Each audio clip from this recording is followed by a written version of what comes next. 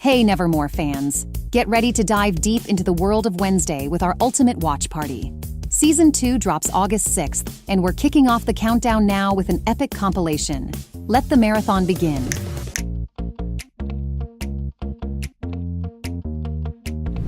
The upcoming Wednesday sequel promises to be highly intriguing. So, why don't we look back at the fun the cast had filming the first season? From pranking each other, oh my god, dude!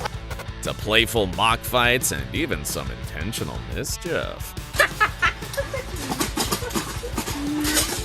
On the set of this show, it's always a scary good time. I don't get to use it. Well, how could it be any different with the atmosphere that is crafted by none other than director Tim Burton? That's what we did. Oh, well done. When the boss gives the green light, things are about to get interesting, don't you think? Fucking furious. It's a hot mess. I'm a hot mess. To be honest, there were times when we ourselves didn't quite understand what was going on there.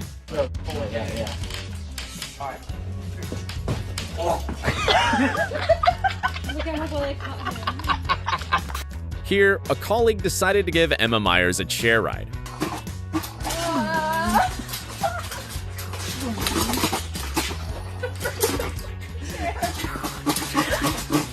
And here's Percy White thinking he's the sexiest man on the planet.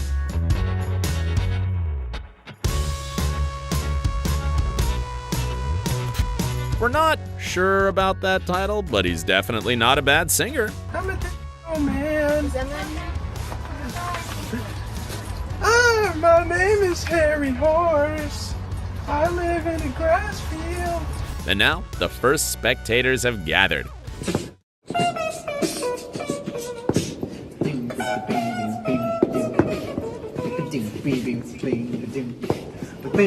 Later on, Percy had some competitors, and they were quite experienced.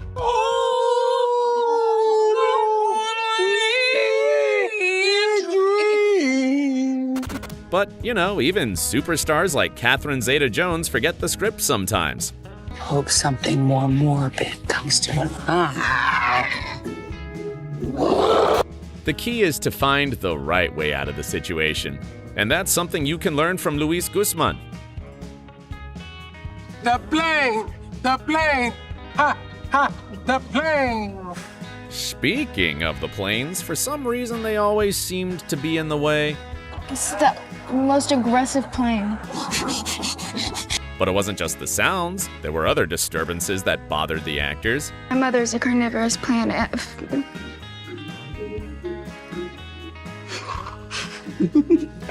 Sorry. And yes, let's talk specifically about Jenna Ortega.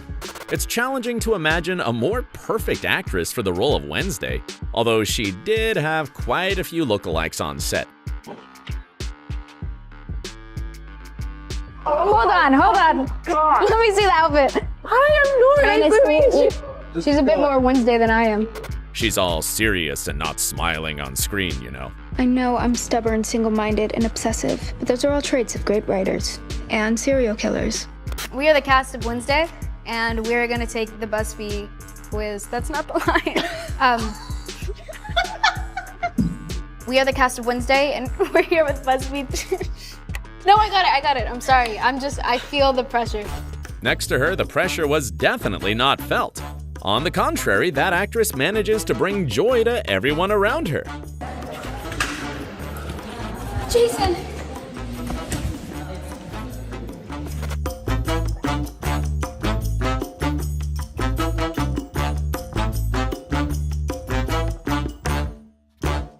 Sometimes it seemed like she was even a bit of a mischievous girl. Jenna, you have 69 posts on Instagram. Your first post with... And Jenna doesn't mind a good laugh at all, just not when it's about the game. Oh.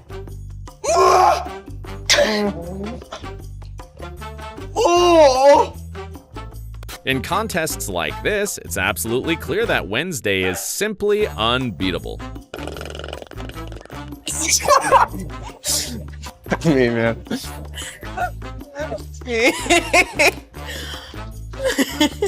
And don't even attempt to match Jenna's numerous skills. She learned German, played the cello, and took up archery for her role in the show. Ortega excelled at it all, as long as the props didn't let her down. Well, let's not forget the fencing lessons. She proved herself to be a pro. That's if she wasn't kidding around, of course. However, there's one talent that Jenna isn't entirely confident about, and that's her dancing skills. I choreographed that myself, and I think it's very obvious that I'm not a dancer or No, it's amazing. Fantastic. Jenna, seriously? You kicked off a flash mob with those dance moves. Looks like someone's selling themselves short. While on the show, Wednesday didn't like to be touched, but in real life, Jenna adores hugs.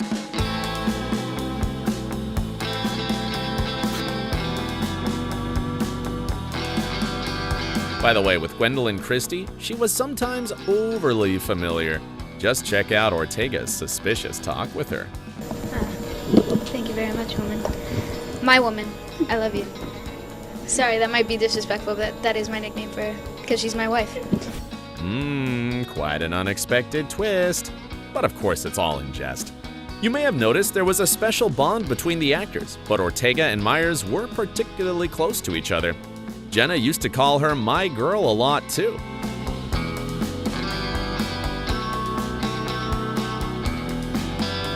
They both have a great sense of humor. The actress demonstrated this when they attempted to guess the meanings of unfamiliar words. Ido. Yeah, Ido. This could be, Emma. Ido. They can easily be called partners in crime, too. Jenna and I had some ski masks. We were playing some robbers. We were doing this in front of an abandoned building in Romania. But sometimes getting so into character has unexpected consequences. Oh, sorry. Did I hit you in the face right now? Hold on. Are you okay? Everything was okay, no cause for concern. For some reason, it was Percy who always seemed to get the worst of it. The cast dubbed him the most forgetful when it came to lines, and he was constantly getting scared, like here. Oh my god, dude, I thought it was the thing. That's terrifying. And it really happened a lot. Okay, alright. Get him out of here. Well, in fact, it's not just about pranks. Ask me any multiplication question. 7 times 7. 42. No. Oh. Oops. But you brought it on yourself, man. Now, Percy will have some inspiration to tackle a math. Meanwhile, we can't wait to see the actors again, hoping for some dancing. And of course, some unbridled fun. Join in! Do you think they'll still be a little crazy in a good way? Feel free to share your thoughts with us in the comments. And don't forget to check out our video on how fame has changed the cast of Wednesday.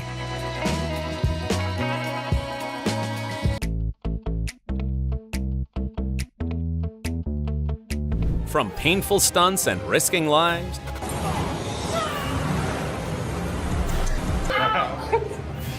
to creating spooky CGI monsters, Wednesday's crew went insane creating visual effects. Dive in to find out what it's really like to be on the set of the new Netflix hit show. The actress who met the most challenges during filming was, of course, Jenna Ortega. In order to film those crazy action scenes with telekinesis and fights, she had to go through months of training.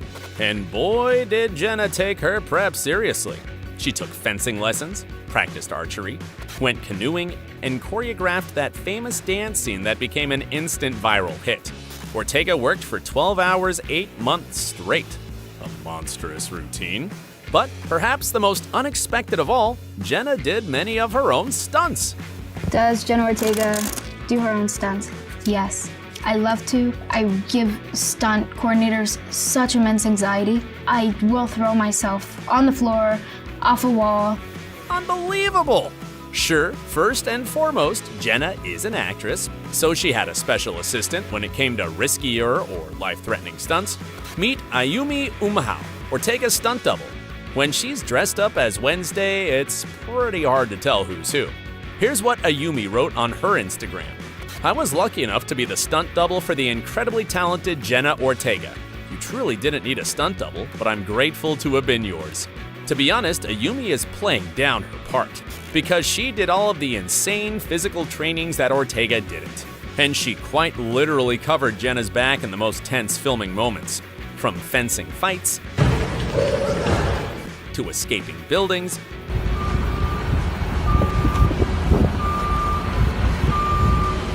Ayumi was in the scenes you never expect. And most importantly, she risked her health and life just to entertain us. Remember that moment where Wednesday almost died because of a gargoyle fall? Yes, it was filmed for real. And yes, it was dangerous. While Jenna was only in the frame for static and safe shots, the most dangerous parts were done by Ayumi. Here are some more examples for you guys of how wild and dangerous the stunt double's work on Wednesday was. Remember the scene where Mayor Walker was struck by a car? Well, you might be surprised that it was filmed without any CGI at all. Instead, there was a trained stunt double to perform the dangerous trick. Ouch! It's painful even to watch. But did you notice that little jump before the car hit?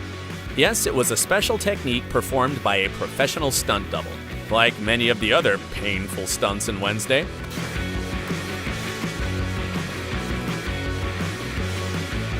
After knowing things like this, we start to appreciate a stunt double's input more, right?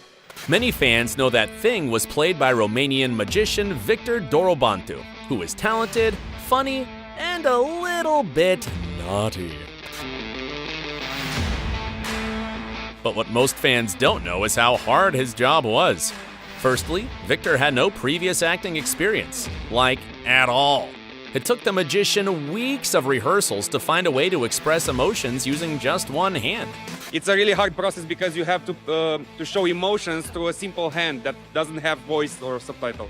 Secondly, both Victor and Wednesday's VFX crew met tons of technical challenges every single day. On set, you have to prepare with the VFX guys. They have to see what angle do they use, how is thing positioning, find ways to hide the thing, for example. Thirdly, Victor had to have his body all over the place on set to get the right shot. Upside down, under floors, behind walls, and even underwater. Action! One more quick. Reset! If there's not enough space for the actor under a bed, then the crew would make a hole under the floor. And if there's not enough space under the floor either, then... Hey, can't fit under the floor. Let's raise the whole building in the air, so put him under the floor. You get the idea. The Tim Burton crew wanted to create Thing as realistically as possible. That's why for most of the screen time you see a real hand of a real human. But despite how talented Victor is, it wasn't possible for him to perform Thing in every scene, like in this short sequence, for example. The only way to film it was to computer generate the character. They had to use a ball and chart for special effects, so every single setup we did, someone would have to come in with a gray ball, silver ball, chip chart with all these colors, and that is when we would kind of slow down in our days a bit. I'm going to seek help and not stop. So the next time you watch Wednesday, give a big hand to Victor and the whole crew. Before we talk about the biggest monster in the series and how it was created, let's recall something else just as important. The location. And specifically, that famous Nevermore Academy. What do you think? Was it real or computer generated? Actually, it was pretty real. The filming took place in Romania, in Cantacuzino Castle, which in real life looks really nice. So the VFX artists played around a bit and added some spooky vibes. Aside from that, most of the Wednesday locations were filmed as they were built. The production designer Mark Scruton shared the details of designing the most iconic Wednesday locations. And it's pretty surprising how well thought out everything was. At Nevermore, there are many different cultures. They've got gorgons, vampires, sirens, werewolves. It's a melting pot, right? To underline that, Principal Weem's office itself boasts a mixture of styles. The room was meant to symbolize the hub of it all. She's got the gothic fireplace, but also a 60s modernist desk, a very James Bond-style chair, and a modern laptop. The actual room is this crazy mix of Rococo and even Chinese architecture. Another example of smart production design is the use of colors. Did you notice that when Wednesday is on screen, everything around her is colored? While that may sound like a simple idea, in reality, it required a lot of work. The brightest demonstration of this is in Wednesday's and Enid's room. It's designed in a way so that all the color is washed on the Enid's side and there's nothing on Wednesday's. To achieve that effect, the crew needed nearly 90 artificial lights in a set. Such unbelievable attention to detail. And that's what makes Tim Burton's project so special. You know what else does? Wide-eyed monsters. Did you enjoy Hyde? We absolutely did. It was almost cute because of its eyes, right? That's another Tim Burton classic that he started using years ago, even from his very first movie, Pee-wee's Big Adventure. Remember Large Marge? It looked like this. That's what we're talking about. Hyde is a typical Burton-style monster. But the director didn't just give inspiration for the eyes, he created the whole design himself. According to co-director Al Gough, Burton rejected up to 60 different sketches of Hyde. At some point, the director got so annoyed that he took some watercolor and painted the monster on his own. So the Hyde that we saw in the series came straight from Tim Burton's mind. I think it's so original, unique, and creepy. That's exactly what we wanted, Gough explained. We were so excited to have something that's specific to the show and to Tim. But how did the crew put that scary thing on screen? Of course, with the help of CGI. The actor who played Hyde wore a special costume with tracking marks all over it. And to be honest, he didn't look all that scary on set.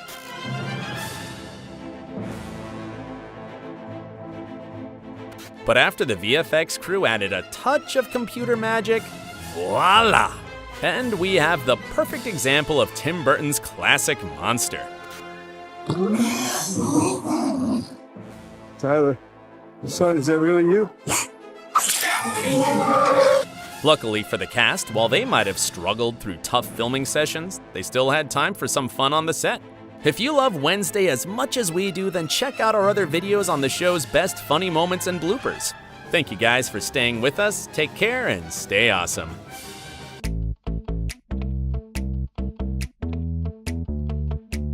From mirroring the original The Addams Family series to paying homage to Stephen King's bloody scene from Carrie. They couldn't even spring for real pig's blood. And lots of spooky details hidden all over the place. The Netflix hit is full of Easter eggs and references that will make you love the series even more. Are you ready to dive in? Let's start. But the two Wednesdays. Yes, aside from Jenna Ortega, there was another actress present in the show who previously portrayed the iconic character, Christina Ricci. She played her own outstanding version of Wednesday years ago in the 90s adaptation of The Addams Family, and she did awesome! The baby weighs 10 pounds. The cannonball weighs 20 pounds. Which will hit the stone walkway first? 1, 2... Isn't it cool that Ricci was cast in Tim Burton's Series 2? And what irony that this time around she played Wednesday's biggest opponent, Miss Marilyn Thornhill, fooling all of us that she could be trusted. So you're only looking out for my best interests? Always. Netflix's showrunners did a good job of paying tribute to Ricci's character from the 90s. They wrote several lines for Ortega that only make sense if you watched the Addams Family movies. Like here, for example, when Tyler asked Wednesday if she was ever a Girl Scout, she answered, I can eat Girl Scouts for breakfast. While this quote may not be clear at first, it's actually an homage to Ricci's iconic line from the Addams movie. I'll buy a cup if you buy a box of my delicious Girl Scout cookies. Do we have a deal? Are they made from real Girl Scouts? Here's another example. Remember when Tyler's coffee machine was broken and Wednesday fixes it? Steam-powered guillotine. I built it when I was 10. I wanted to decapitate my dolls more efficiently. It makes perfect sense if you watched the 1991 Addams Family movie. In it, Christina Ricci is sleeping like a normal girl, but with a decapitated doll. Also later in the Addams Family Values, there's a blood-chilling moment where we see Wednesday's guillotine, the one that she used to decapitate her dolls and, well, not only them. 1, 2. Children, what are you doing in there? Playing. A similar nod was also given later in the archery scene. Ever shot a bow and arrow before? Only on live targets. While most viewers thought it was just another dark joke of Wednesday's, it's actually a callback to Christina Ricci's character, specifically to the scene where her on-screen brother shoots a bird with a bow.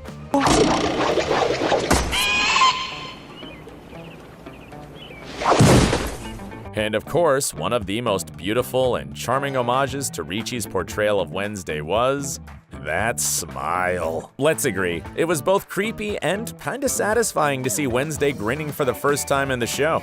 Jenna Ortega's performance was outstanding, no doubt, but before her, it was Christina who scared the hell out of people with a simple smile.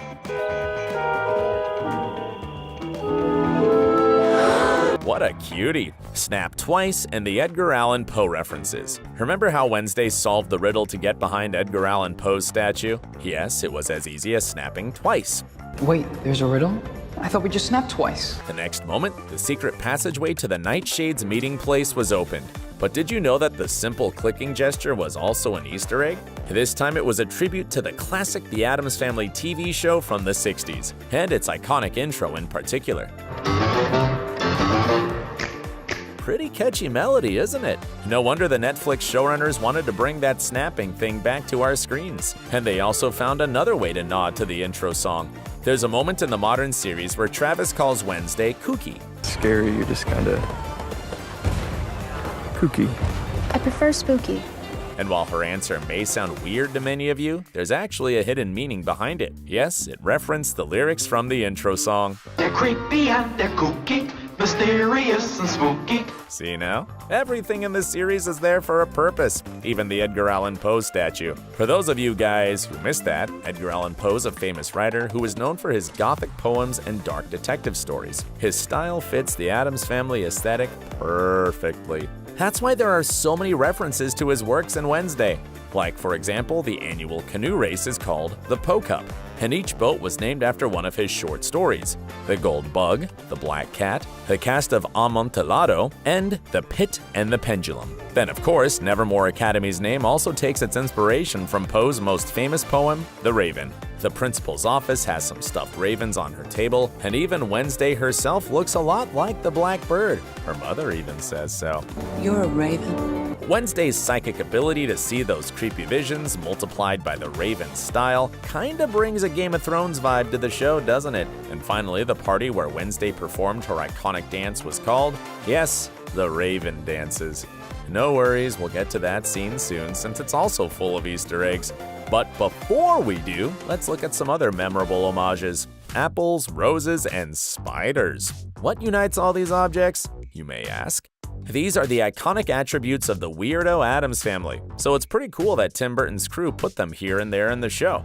Example: the first scene where you see Wednesday's brother, he has an apple stuffed in his mouth. Any ideas why? Simple. This is the exact look he had in the opening of the Addams Family 90s movie. Ropes, shirt, and an apple.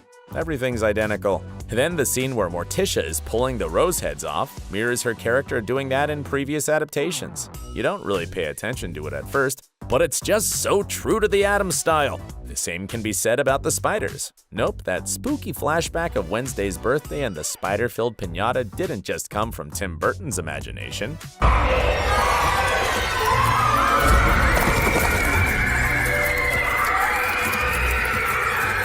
It was a direct reference to Wednesday's pet tarantula in the original series and cartoon. I have a gloomy little spider. I love to sit down close beside her, but a spider's a girl's best friend. Talking about birthdays, the Netflix's showrunners left a really nice Easter egg of the Addams creator cartoonist, Charles Addams.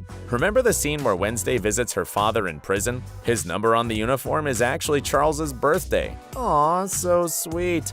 That dance scene was an homage too.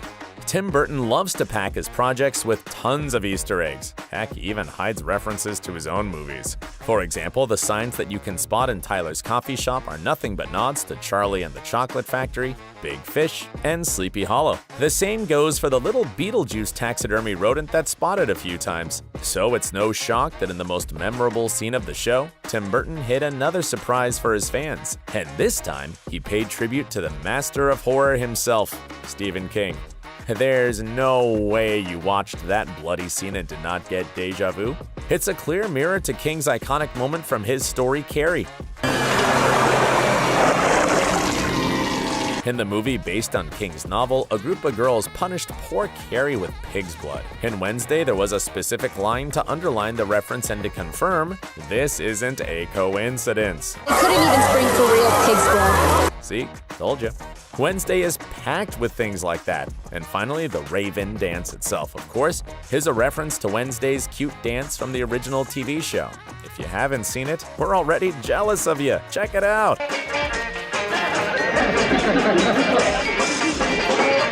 Which dance is your favorite? The original one or the modern one performed by the talented Jenna Ortega? Or maybe you're more into a TikTok version with Lady Gaga's song instead? Let us know in the comments. Fan of Wednesday? Then we have more for you. Check out these videos too. Thanks for watching us, guys, and stay awesome.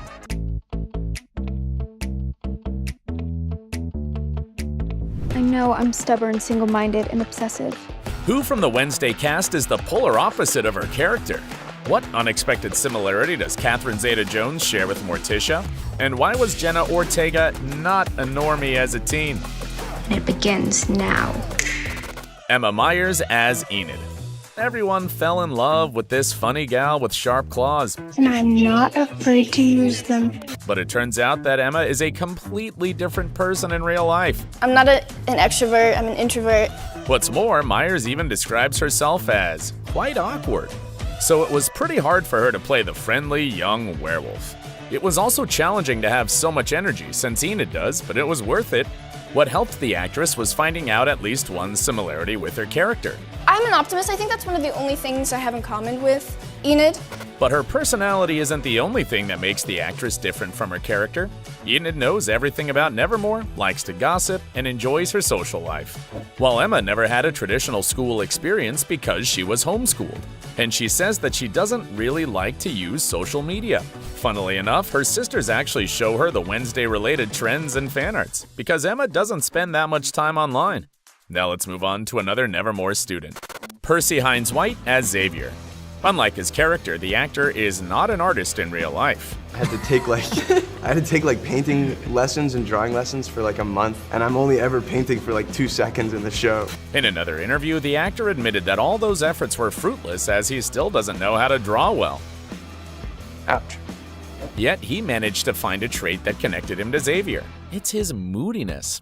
You can ask anybody on the set, like, you know, some days I would be doing cartwheels and other days I would just be like, headphones, don't talk to me. Do you remember one more important thing about Xavier? He has psychic abilities on the show. And you probably think that Percy couldn't relate to that because psychics don't exist in real life, right?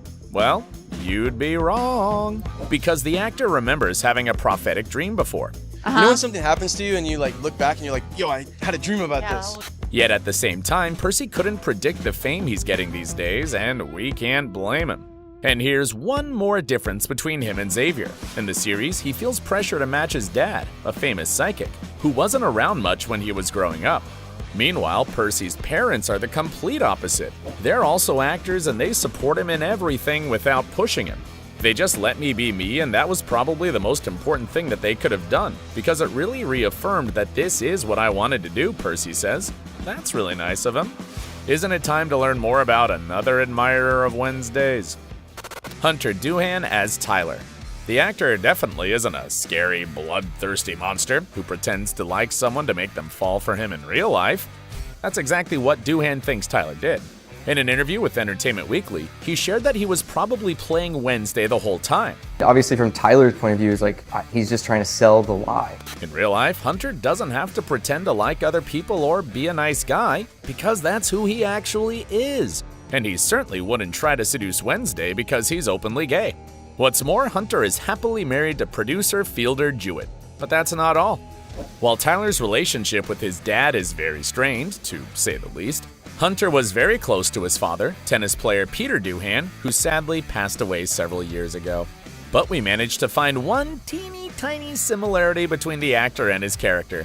Just like Tyler, Hunter used to work as a waiter. Now let's finally talk about the actress who actually is very similar to her character. And no, it's not Wednesday yet. Joy Sunday as Bianca.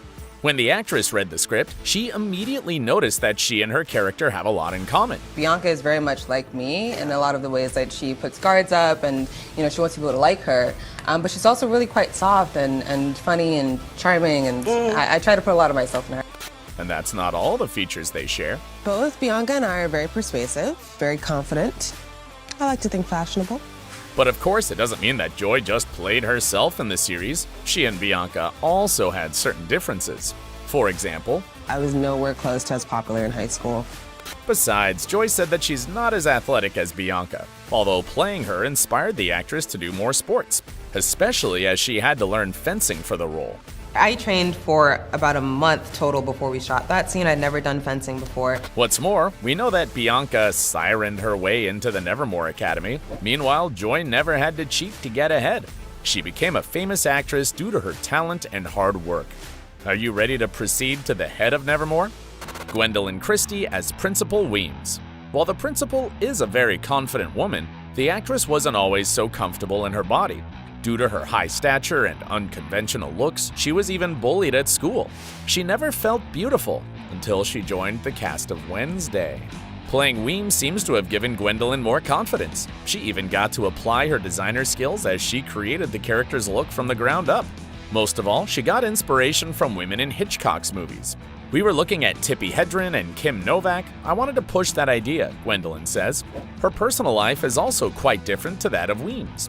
When she was younger, Larissa was infatuated with Wednesday Addams, but as we know, he chose Morticia. And Weems never fell in love again and didn't get married. Thankfully, in real life, Gwendolyn is in a happy relationship with fashion designer Giles Deacon. They tied the knot 10 years ago and support each other in everything they do. Now we're getting to the Addams family members. Catherine Zeta-Jones as Morticia. It was hard to fill Morticia's shoes after Angelica Houston's brilliant portrayal of the Addams matriarch, but Zeta-Jones managed to do it. In real life, she doesn't have supernatural abilities and isn't as dark as Morticia. Yet still, Catherine shares at least one similarity with her character.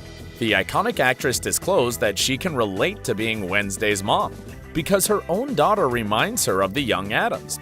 Zeta-Jones revealed that, now 19, Karis was a little rain cloud when she was growing up. The star even shared a video from their family archive that proves it. She captioned it, "Karis, my real-life daughter as a little girl. I've had a Wednesday Addams in my life for 19 years and 9 months." And she added laughing emojis. Well, the resemblance is uncanny. And actually, Catherine also resembles Morticia in real life. The actress recently proved it with a new photo. She posted a pic of herself wearing a nightgown, and fans immediately said that it's exactly what Morticia would wear. Besides, just like her character, Catherine has a husband who adores her. She and Michael Douglas have been together for over 2 decades, and similarly to Gomez and Morticia, they have a son and daughter. Now we're getting to her on-screen significant other. Luis Guzman as Gomez. This man also knows a thing or two about a solid marriage. He's been with his wife Angelita for 38 years. They have 5 kids, 4 of which are adopted. When it comes to his personality, Guzman is pretty different from Gomez. Sure, he's also an optimist, but everything else about him is different. We know that Gomez is a pretty naive and childish man with a very limited attention span. But Luis is hardworking and knows exactly what he wants in life. Right now, for example, he wants to give a voice to the voiceless. "I'm a social activist. I'm proud of that," the actor said. One of his main goals is to lift up people in his community who are going through a hard time. The actor shared more things about himself that are definitely not like Gomez. "I'm a badass cook. I'm an incredible dancer. I live in Vermont. I ride around on a lawn tractor." Wow. And finally, the gal who's also an incredible dancer, Jenna Ortega as Wednesday. Let's start with a not-so-evident similarity between the actress and her character. Just like Wednesday, Jenna wasn't just another normal teenager. She started acting at a very early age and didn't really have time for school. So she missed out on a lot of milestones such as prom and graduation. The actress even shared once that she regretted it a little, but hopefully she feels like it was all worth it now. Because no one could have played Wednesday as well as Jenna did. Perhaps part of the reason why is that Ortega was often compared to the character. Even when Jenna was only 6, people would tell her that she looked like the Addams Family character. Because I'm very dry, and I don't think people can tell when I'm being serious or when I'm being sarcastic. That's not all. We both like things like mutilation, stuff like that. Wow, that's a dangerous young lady. Even in terms of fashion, Jenna and Wednesday have similar tastes. The actress has always been into button-ups and white collars, and she prefers to wear dark clothes. It really pains me to wear a color sometimes, Ortega revealed. And just like Wednesday, she likes scary movies. It's incredibly hard for me to turn down a good horror script, and I've been lucky enough to do a lot of it in recent years, Jenna shared. We'll see what the future holds for the actress, but we're sure that it's going to be bright, or dark if you wish. Who do you think was the most perfect casting for the Wednesday series? Share in the comments below. And if you want to learn more about your favorite TV shows, check out our other videos.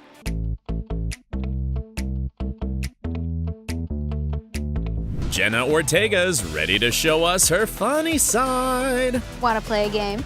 But be warned, her sense of humor isn't exactly normal. You are running hell. Because she likes all things scary.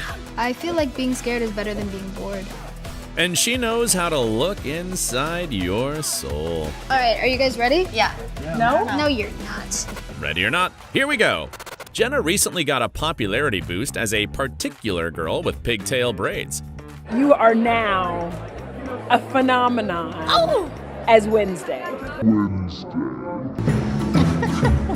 However, she's already sick of some aspects of her fame. The Wednesday dance that went viral, right? Yes, I did. Can you show me real quick? You was like. But she's also had to perform it again and again.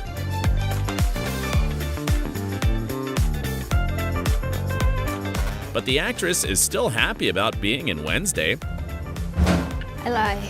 And she actually likes to dance. Turns out Jenna found her muse on the set of Wednesday. My woman. I love you.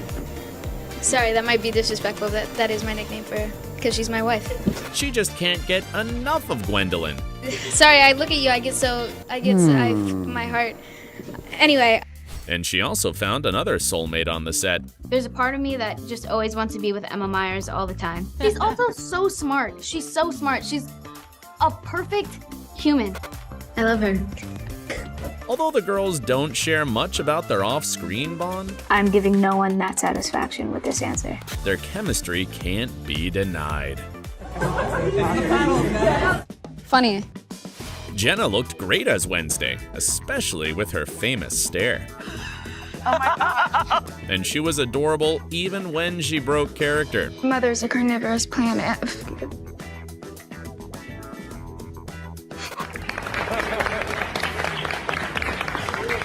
But no one is perfect. We're gonna take the BuzzFeed quiz. That's not the line. I failed! Let's try again. We are the cast of Wednesday, and we're here with BuzzFeed. Yeah, nope, still not working. Although interviews don't always go as planned. Yeah, I got an email. I was working on a project in New Zealand. Oh, that's what this is for. Sorry, I've never done this before. Jenna still gets to show her hidden talents. For example, she can drive pretty well. Not only when it comes to vehicles.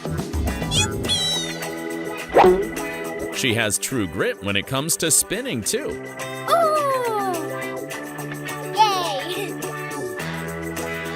And it's a good thing that she stays humble. Not to brag though, I'm not saying I'm this great fencer, but I kinda am. Another talent of Jenna's is her ability to remain serious.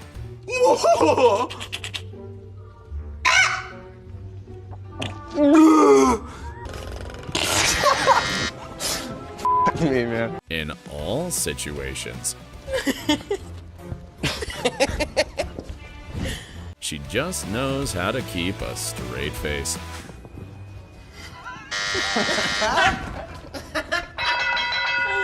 Maybe that's why Ortega is so loved by horror directors. I think there's just something about my face where people see it and they're like, hey, let's throw blood on that. Well, she certainly can act pretty well with some goo on her face, or without it. Anger. Fear. This is so weird. Do you know anyone else with such great eye acting skills? Fear. Happiness. I love it, so good. But her success isn't just because of her convincing looks. Jenna's personality also fits the horror queen profile.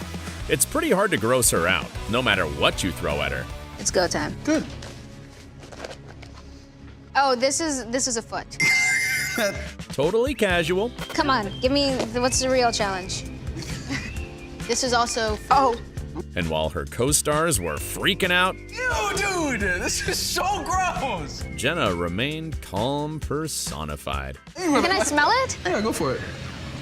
It smells almost like a Chinese dish, like this is probably takeout. Ortega isn't scared of typical horror stuff, and that's probably because what's happening in her head is way scarier. I go around my day-to-day life and I could be walking through a grocery store or walking down the street and think, man, I wonder how many people around me are serial killers or... Anybody else have random thoughts like that? Jenna's an animal lover. His eyes are really cool. Crazy how he can be like, look at someone in front of him and someone behind him. Yeah. He has like 3 fingers on like each. But if I was that cute little green guy, I'd be terrified because Jenna loves animals in her own weird way. I used to perform autopsies on little animals when I was younger, like little lizards that I found that were dead in my backyard. And she also finds pleasure in some pretty strange situations. Yeah, we were evacuated for bomb threats. Right as we started our interview, too. Yep. It was great. But there is something, or more specifically, someone, whom Ortega fears. I'm so anxious, I just want to know. It's Paul Rudd. I personally am terrified of him. He doesn't age? Because he doesn't age. Even as a kid, Jenna was fearless. I was a pretty weird child. When people would jump out from behind walls or something like that, I never moved, I never flinched, and people would tell me that I had no soul. And here's proof that it remains true to this day.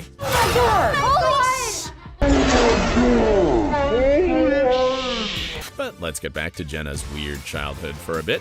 Back then, she talked to some creatures in her sink I'll be back tonight, invisible nasties. and dreamed of becoming something very odd. When I was younger, I wanted to be one of the aliens from Mars Attacks so bad. But not the Lisa Marie one, the one with the exposed braid. Sure, Jenna was never just a typical girl, They think we're freaks. Enough, tired. but there are a few things about her that make her relatable. Oops, not that one. For example, Jenna gets edgy when she meets her favorite celebrity. But I was kind of freaking out because she was sitting next to Paul Mescal, who I think is so talented and so good. And what did she do? Well, what any of us would do. He was like, oh, hi, nice to meet you, I'm Paul. And I was so nervous, I kind of couldn't look him in the eye, so I feared.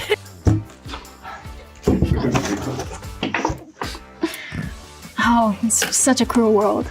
Jenna would also probably freak out if she met anyone from Stranger Things, because it's her favorite series. Ortega follows all the fan theories and everything she can find about the show. Yet there's something she'd never tolerate. Don't spoil the movie. Or else. Yeah, better not joke around with this dangerous lady. But more often than not, Jenna feels pretty comfortable around her fellow celebs, like with Aubrey Plaza at the SAG Awards. And curse their families and watch as misfortune follows their bloodline for the next 7 generations. Okay, I see it now. The chemistry was obvious, and not only on the stage, they had a fun interaction behind the scenes too. And she just looked at me and she said, hey, you, get over here. Now, Jenna dreams of working with Aubrey, just like all of their fans. Yeah, I would do anything with her. Besides, similarly to everyone else, Jenna has a guilty pleasure. It's watching cooking shows. In fact, she used them to learn how to cook, although her food tastes are quite peculiar. I'm not a big ketchup guy. Okay, you're not even a guy, really, you know. Jenna can easily get mad at an alternative guacamole recipe. 2/3 cup fresh green peas to every 3 avocados. That. Looks like we found something that does scare Jenna. Because she looks terrified. And I was traumatized. In fact, Ortega knows a thing or two about this staple food, I think I make the best guac in my family. and her other love is spice. Can I say hot sauce? I really like hot sauce. That's my move. Turns out she can handle even the hottest of them. That's delicious. Here's one more random thing you should know about Jenna. Never, ever plays silly songs around her. A couple years there was a song out called Dance Monkey. If anyone ever played that in my house, they're instantly being kicked out. I'm serious. Alright, now you know all about Jenna's weird funny side. And if you want to learn more about all the drama in her life, watch our other video. Just bye, guys. Just bye, guys.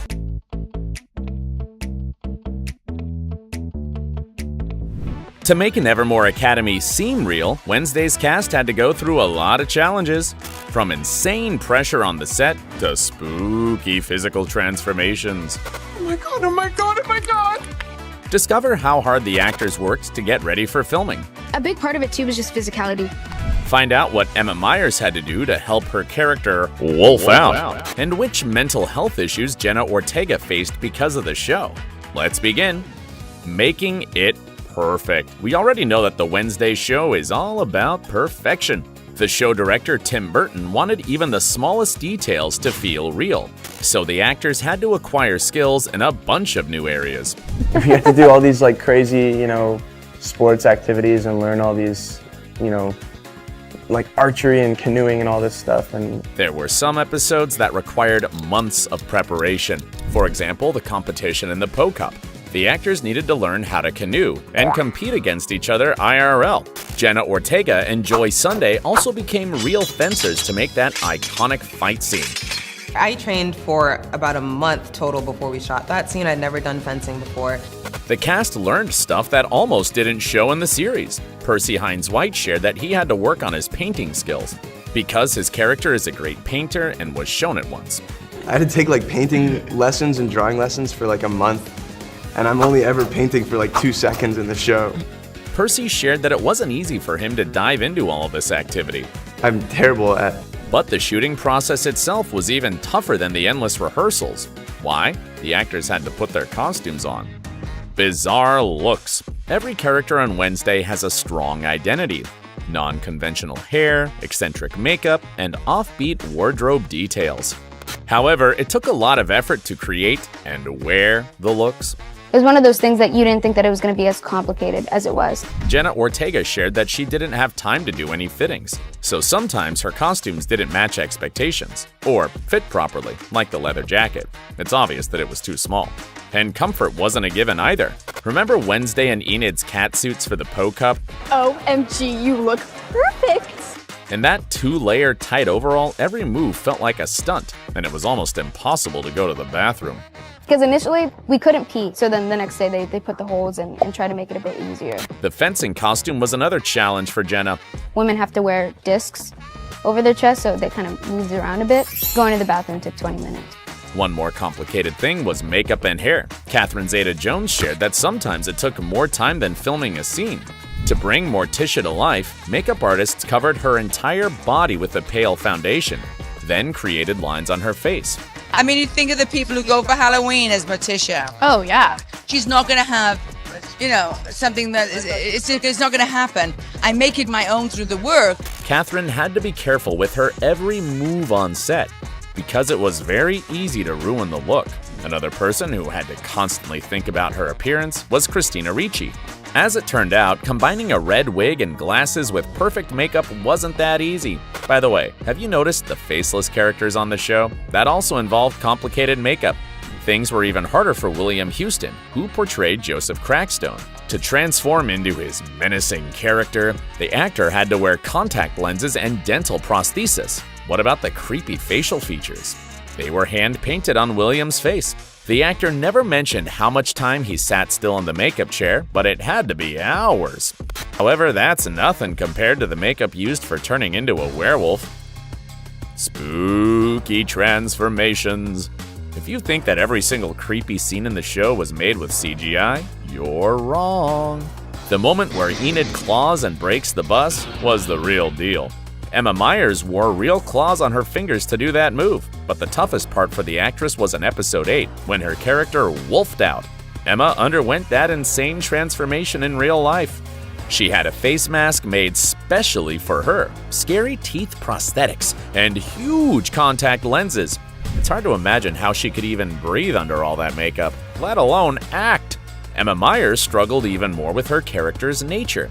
She had to go to werewolf boot camp to get into a werewolf spirit, and of course, to learn some tricks. I've never done so much parkour in my life. It was me I'm assuming. Running on the floor on all fours, leaping Jumping over things. The strangest thing in that camp? There were stunt guys who pretended to be sheep. Emma had to crawl around and circle them. So weird. And that kind of activity wasn't just a one-off thing.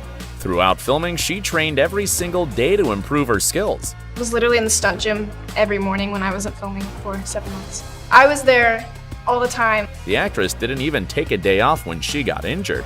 In one of her interviews, Emma said that she got whiplash, but she had to deal with the pain and carry on. Still, no one from the cast had much free time during filming because the showrunners planned every single second. Following crazy schedules, the cast of Wednesday was basically living on a film set. Why? Again, there was crazy attention to details. There was a lot of pressure. To make every scene impeccable, the actors repeated the same actions dozens of times. Action! With the jig. One more. Reset. Go. And wait. That is when we would kind of slow down in our days a bit. So to stick to the schedule, the cast members started early and ended shooting almost at night. Just listen to how insane Jenna's schedule was. I would wake up around 4:30. I would be picked up around 5:20-ish. By 6 a.m., she was already getting dressed. By 6:30, she was in hair and makeup. And from 8 a.m., she was on set, ready for her 12 or even 14-hour workday. You think that was it for the actress? Nope. After an exhausting filming process, her workday still wasn't over. After shooting, I might have a couple of lessons. I might go to stunt rehearsal to learn the fight sequence that we have going on for the next day, so I'd do that for an hour, and then I might have a cello lesson, and then I go home. By the way, following a tight schedule was only one of maybe millions of rules Jenna had to follow. The craziest of them included no slouching on set, no showing emotions, and no blinking. And the actress lived like that for almost a year, sometimes without any breaks on the weekend. It was just constantly going. And if you could on a weekend, and if we weren't shooting the 6th day that week, it was, all right, well then, we'll get your lessons in on that day. Jenna Ortega shared that she battled with major anxiety because of all the pressure. To add insult to injury, the whole cast was living in Romania, on a different continent than their loved ones. Jenna once hinted at how much she struggled without her parents there. I did not get any sleep. I pulled my hair out. There's so many FaceTime calls that my dad answered of me hysterically crying. However, when the actress came home after filming, things didn't get any better. She just didn't know what to do with her free time after such a jam-packed period. It's an awful feeling. You get that post-work depression. But now Jenna shared that she finds solace in spending time with her family and picking up new projects to work on. What's your favorite transformation in the show? Let us know in the comments, and don't forget to stay awesome.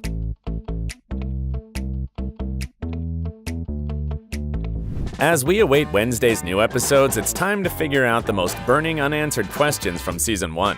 Watch this video to find out if Tyler's romantic interest in Wednesday was real. Discover if Laurel Gates is still alive and who Wednesday's stalker could be. I feel like there's some invisible string that just kind of connects us. Let's start. Was Tyler really in love with Wednesday? The final episode of the show left fans totally confused about Wednesday's love life. Tyler Galpin, who seemed to be in love with her for the whole season, turned out to be the Hyde monster. And Tyler showed no remorse over the fact that he harmed all of the people Wednesday was close to. But at the same time, he was also helping the goth queen throughout the whole season. Tyler even surprised Wednesday with romantic gestures, such as a movie night.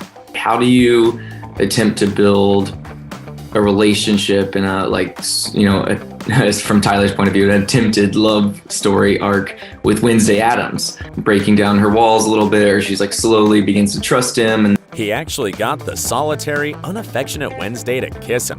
The most confusing thing is that Tyler turned out to be the one who saved her life. Remember when Rowan trapped Wednesday in the woods using his telekinesis skills? At the last moment, the Hyde monster, aka Tyler, showed up and took Rowan out. So, did Tyler save Wednesday because he really cares about her? There's a lot of speculation that, aside from his monstrous nature, Galpin adores Wednesday. But in his interview, series star Hunter Duan revealed a secret. He said that Tyler was always just playing with Addams. He's filled with so much anger and hatred toward her and her family and all of Nevermore because of what happened to his mom. By the way, there was a clue to his anger in episode 3, when Tyler sinks into the bathtub and screams underwater to get his feelings out. So Wednesday's rescue was nothing more than a part of Hyde's mission, to keep her alive so she could awaken Joseph Crackstone. Tyler was just protecting the girl till his master, Laurel Gates, could get to her. He had to go manipulate Wednesday to carry out their plan, and I think he did a pretty good job at it. He got her. Talking about Laurel, fans are also curious about what happened to the botanical sciences teacher. Is Laurel Gates dead? In Wednesday's season finale, the Nevermore Academy outcasters did everything to defeat the big bad. Eugene sent his army of bees to attack Laurel. After that, Wednesday stomped on her face. She asked her colleagues to look away while she finished Laurel off. Well, was she able to kill Miss Thornhill? Actually, we didn't see her body. And the Supernatural series Unspoken Rule says that a character isn't truly dead unless it's confirmed visually. Such an ambiguous ending likely points to the fact that she may have just been injured. Moreover, Jenna Ortega revealed that things aren't fully wrapped with Laurel Gates on the show. We never officially see Thornhill go out. Tyler, we see his eyes. I feel like they'll definitely still be involved in the show. So it's safe to say that Laurel's still alive. We just wonder whether she will go to jail next season. And the same question is left unanswered about Tyler. Does Tyler escape prison? Another big mystery of the first season's finale, Tyler Galpin's fate. We saw him being transported to prison, but in the final scene, he starts to hide out and uses his monster strength to break his chains. Unfortunately, the show ends before we find out if Tyler escapes from custody. But Hunter Duan commented that his character can't just be swept under the rug. I do think he escaped at the end. I mean, come on. Wednesday's showrunners have already shared the answer to this riddle. They stated that Tyler is absolutely out there. The series creators added that season 1 ends with such a scene for a reason. They wanted to convey that the door is open for Tyler in season 2. Fans are also desperate to discover why he hates Nevermore Academy. What happened to Tyler's mother? In the last episode of Wednesday, we learned that Francoise Sylvain Galpin was also a monster. What's more, Hydes were banned from Nevermore Academy at the same time that Tyler's mother was a student there. This suggests she may have been connected to a serious crime. The fact that her husband doesn't even want to talk about Francois only proves that there's more drama in the Galpin family. Unfortunately, we can't see any clues in the series just yet. However, it seems like Wednesday will not give up on discovering the mystery of the Hydes, so we hope we find out more about the Galpins in the next season. Nonetheless, Tyler isn't the only character whose family has secrets. Who is Wednesday's stalker? The final episode of the season gave us one more shocking detail. An anonymous person revealed that they've been watching Wednesday all season. Addams received photos of herself with both Tyler and Xavier. The most terrifying message, however, is an animated drawing of her being murdered. The filmmakers didn't reveal who's behind the secret. However, we already have some clues to solving that mystery.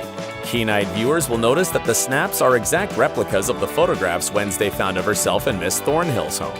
So, the stalker is probably related to Laurel Gates and Tyler. Jenna Ortega thinks it could even be one of them. I always assumed that it was either Miss Thornhill or Tyler, and I don't know. Maybe there's another member of the Gates family that's still alive. This theory seems pretty sound, especially as during the whole first season, Miss Thornhill and Tyler always seemed to be one step ahead of Wednesday. They knew about all of her plans and were aware of her next move.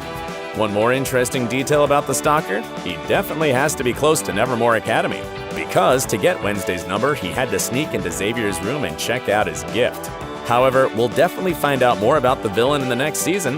The showrunners also promised to give fans more of the Addams family, so let's discover some details about them.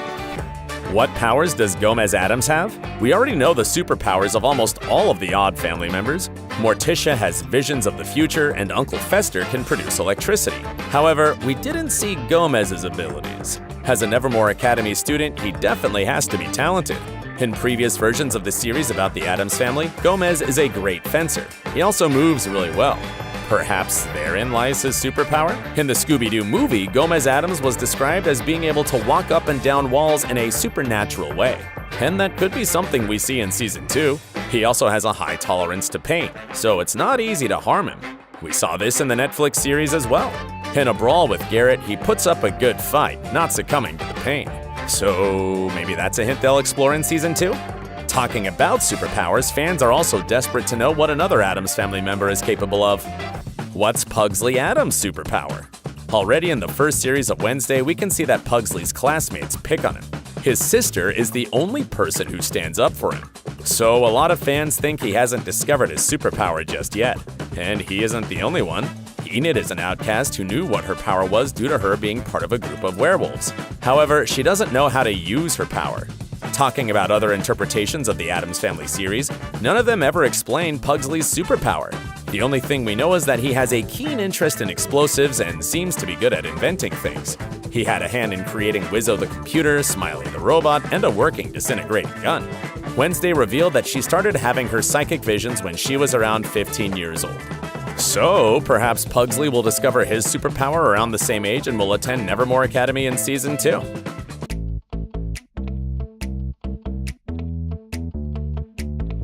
Are you counting the days until Wednesday returns to Nevermore? Because we are. What's next for our goth heroine? Maybe you're cursed. How will she unravel another chilling mystery? It's just so much fun. Cast shakeups, new characters, and eerie settings. Season 2 is coming, and it's full of surprises. I would expect nothing less. Let's dive into everything we know about it. The chilling inspirations. Remember that perfectly peculiar atmosphere of Nevermore Academy? Well, imagine it draped in even more shadows, because Tim Burton is back at the helm, and Jenna Ortega has stepped up as an executive producer. She has promised a darker and more expansive storyline for the show, this time filmed in picturesque Ireland. Visually, I think we have some of the most fun we've ever had. Jenna teased that Season 2 is bigger, bolder, and gorier, but also sillier in the best way possible. Can I get your autograph? I only signed my name in blood. The showrunners drew inspiration from the chilling tales of Edgar Allan Poe, specifically The Mask of the Red Death. Plus, get ready for horror movie-worthy moments. There's a whole episode based off of slashers, and we make a lot of horror references. Psychic powers, bloodthirsty threats, a serial killer plot. It sounds like Wednesday is about to face her most terrifying challenges yet. And even more, it turns out she is experiencing a major psychic glitch. In a sneak peek, the goth princess was seen crying black tears during a vision, which is a sign of this disturbing malfunction. I know what those tears mean. Her visions will also be changing, so Wednesday will struggle to regain control of her powers throughout the entire season. As for love triangles, better forget about them. I think we want to lean into the horror aspect of the show a little bit more. So I think that we're kind of ditching any romantic love interest for Wednesday, which is really great. In part, that's due to the departure of Xavier Thorpe from the show. But he's not the only actor who won't be returning to Nevermore. Who's out? There are some cast and character changes you should be aware of before watching Season 2. First up, Percy Hines-White, who played Xavier, won't be appearing alongside Wednesday again. This decision comes after serious allegations against him came to light in early 2023. Hines-White firmly denied the claims of sexual misconduct and racial slurs. He called them a campaign of misinformation. However, Netflix ultimately chose to move in a different creative path, writing Xavier off the show. Alas, Principal Weems has gone for good, too, despite all the love for both the character and the actress. Oh my God, I would die to work with Gwendolyn Christie for the rest of my life. Next, you might have noticed a change in the Addams family's butler. Romanian actor George Bercia, who portrayed Lurch in Season 1, will not be returning. Instead, the towering Jonas Suotamo has taken on the role. The actor is best known for playing Chewbacca in the Star Wars sequels. Finally, Naomi J. Ogawa stepped away from the role of Yoko. The reasons for her decision were scheduling conflicts and a limited storyline for her character. But don't be too sad. These cast changes are opening doors for deeper exploration of the existing ensemble and to the introduction of exciting new additions. But before we go on, please check if you are subscribed to OSSA. We've got loads of videos you're sure to enjoy. New depths for familiar characters. The show's creators Miles Miller and Alfred Goff confirmed that in Season 2, Wednesday won't be in every single scene. This will allow us to explore other intriguing characters and ease the strain on Ortega, given how demanding the previous run was for her. And also, we have such incredible female leads in the show. Like Enid Sinclair, played by the wonderfully vibrant Emma Myers. The actress hopes to see Enid use her newfound confidence. She wants the bubbly werewolf to become an instigator in things, instead of just being dragged along. So we'll probably witness a more proactive and less fearful Enid. And there's Bianca Barkley, the formidable siren portrayed by Joy Sunday. Her role is definitely getting larger, with Sunday herself expressing excitement to fully realize Bianca as an individual. Because here, we celebrate what makes us unique. She's also eager to explore her flaws, recognizing the siren as a multidimensional, headstrong character. The unresolved arc about her mother's cult involvement is also set for more screen time. And don't forget about Bianca and Wednesday's rivalry, which seemingly evolved into friendship. Then, we can't escape mentioning Tyler Galpin, played by Hunter Doohan. Last time we saw him, Tyler was caught and tied up after being revealed as the Hyde. Season 2 will find him imprisoned at Willow Hill Psychiatric Hospital. This mysterious facility was built for detaining individuals with supernatural abilities. And who knows what horrors are happening behind its walls. Doohan has confirmed that his character escapes it. Tyler will hardly be in the center of events, though. But fans expect to see him grapple with the monstrous Hyde inside him. While these characters are stepping into the spotlight, the biggest shift in Season 2 is the role of Wednesday's own clan. The family expands. Wednesday's family members will have significantly bigger roles this time around. Isaac Ordonez, who plays her little brother, has been promoted to a series regular. Pugsley is enrolling as a student at Nevermore Academy, and he's got powers. That's right, get ready for electrokinesis. Pugsley can now generate and manipulate electricity, much like his eccentric Uncle Fester. But his first day as a student comes with some classic Wednesday warnings. No eye contact without permission, and thing reports to me. It seems like the youngest Addams will get into more than one scrape. Tim Burton called Pugsley an outcast among outcasts, and Jenna Ortega teased some serious ordeal. But there was a frame of Pugsley rolling his eyes back with this contraption around his head, and that's all I can say. On a lighter note, it seems like he will find a friend, his roommate Eugene, whom we definitely remember from Season 1. Gomez and Morticia are also sticking around Nevermore for certain reasons. I will not let history repeat itself. Apart from them, get ready to explore more of the mother and daughter dynamic. It was like, oh my gosh, I get to fence. And the show's adding a third generation of Addams women. Grandmama. Played by the iconic Joanna Lumley, she will bring a whole different flavor of Addams. Hester Frump is Wednesday's favorite person in the family, except for Uncle Fester, of course. On the show, Morticia's mother is the glamorous owner of a funeral business, which is a stark contrast to how she's been portrayed before. Now let's talk about all the other newcomers. Fresh faces. Beyond the core cast and expanding Addams family, the series is getting quite a batch of newbies. Welcome Steve Buscemi as Principal Barry Dort, the new head of Nevermore Academy. Is an honor to meet the savior of Nevermore. We're eager to see what kind of strict or strangely eccentric leadership he will bring to the school. Ick. That feeling you get when you talk with normies. Another new character is Isadora Capri, a Nevermore music teacher. She will take a special interest in Wednesday's musical gifts. Also, Ms. Capri will become a mentor to fellow werewolf Enid Sinclair. Taking on this role is UK pop singer and Doctor Who alum Billie Piper.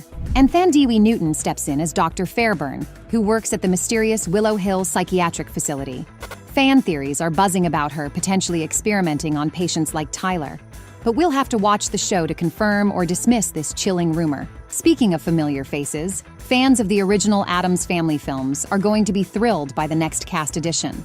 Christopher Lloyd, who played Uncle Fester in the 1991 movie, he will portray Professor Orloff, the longest-serving teacher at Nevermore. A stern disciplinarian, he'll take a particular interest in Wednesday's troublemaking brother, Pugsley. Plus, we'll see Haley Joel Osment in the role of Kansas City Scalper, a serial killer Wednesday will hunt down. But a massive buzz was caused by the news that Lady Gaga would join the show. Really did it up for her, guys. We really wanted to impress her. And they had rolled out this walkway for her to exit from the trailer to the tents, and they replaced my dirty tent with brand new tents. I had a barber's chair. They gave me fancy water, everything. The global superstar is confirmed to play Rosalind Rotwood, a legendary Nevermore teacher who crosses paths with Wednesday. And she's slated to appear in Part 2 of the season, which will be released on September the 3rd. Many of these guest roles were designed to enrich the story without overshadowing our favorites. But who's the new big bad? That is still a mystery. Are you excited to see our favorite Stormcloud again? Which new character are you eager to see the most? Share with us in the comments.